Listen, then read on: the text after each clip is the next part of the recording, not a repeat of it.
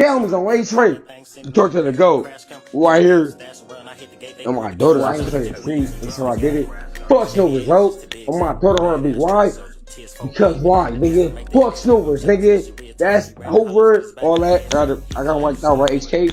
NBA 2, yeah, show whoever, nigga. Fuck snoopers, nigga. And my daughter heard me. Nigga, I'm Yanni. Kid. Viral, I don't wanna go viral. But I know it. Yeah, fuck snoopers, bro.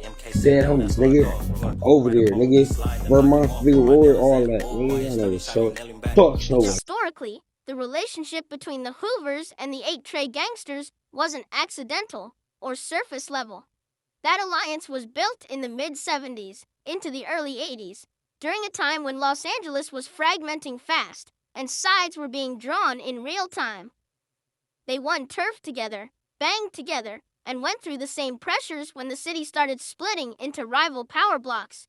So when the larger war lines formed and LA really divided, it made sense that the Hoovers leaned toward the Eight Treys rather than the rolling 60s. That wasn't emotional.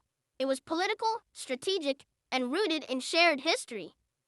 Now, over the years, sure, there have been disagreements, personal beefs, misunderstandings, and isolated incidents. That's normal in any long-standing alliance. But like you said, nothing serious enough to fully sever the relationship. That tells you the bond was stronger than individual emotions. When alliances last that long, it's usually because both sides understand the bigger picture. The alliance is bigger than any one person. That's where this current situation becomes dangerous. When Ant's brother comes on camera and openly disrespects a gang that's supposed to be an ally, that's not just talk. That's not just an opinion. That's political disrespect, broadcast to the world. In street politics, once something is said publicly, especially on camera, it stops being personal and starts being collective. You're no longer speaking for yourself. You're speaking as a representative, whether you intended to or not.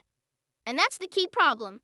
If he has an issue with specific individuals, that's supposed to be handled one-on-one, behind closed doors, through proper channels. That's how alliances survive. But once you diss an entire gang, you automatically give that entire gang the right to respond.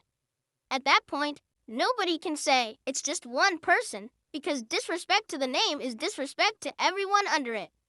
What makes it worse is how it was done. It wasn't calm, measured, or corrective. It was loud, public, and disrespectful in tone. That kind of energy invites reaction.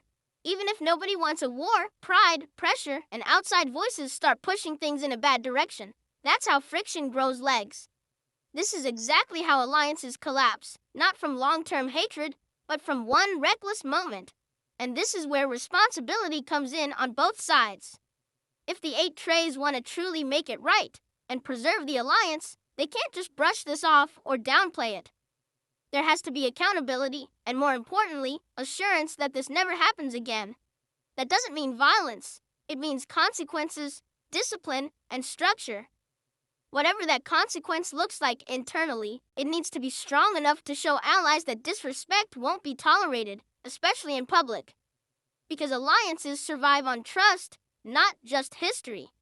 The bigger lesson here is how easily things can flip. All it takes is one person getting into it with one individual, saying the wrong thing publicly, and suddenly whole gangs that were once allied are standing on opposite sides. Not because they wanted to, but because pride, reputation, and public perception forced their hand. That's why maintaining alliances is just as important as opposing enemies. Allies multiply strength. Allies reduce pressure. Allies keep wars from spreading. Once alliances break, everything becomes unpredictable, and the cost is always higher than the original issue. At the end of the day, this situation is a reminder that street politics is bigger than personalities. Every word matters. Every public move matters, and one undisciplined action can undo decades of history if it's not checked immediately.